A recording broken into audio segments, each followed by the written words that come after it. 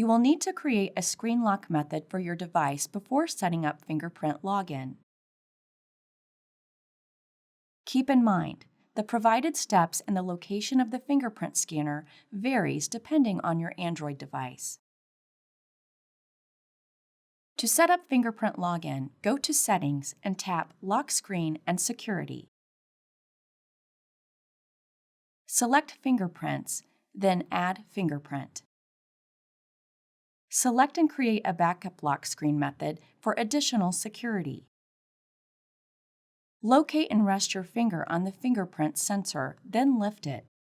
Slowly repeat this step several times, making small adjustments to the position of your finger each time. When your fingerprint is successfully added, decide if you would like notifications displayed on your lock screen. You can add additional fingerprints by tapping the Add Fingerprint button.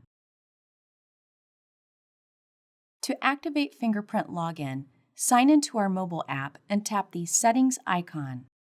Tap Fingerprint login to turn the feature on. Enter your username and password, then tap the Sign In button.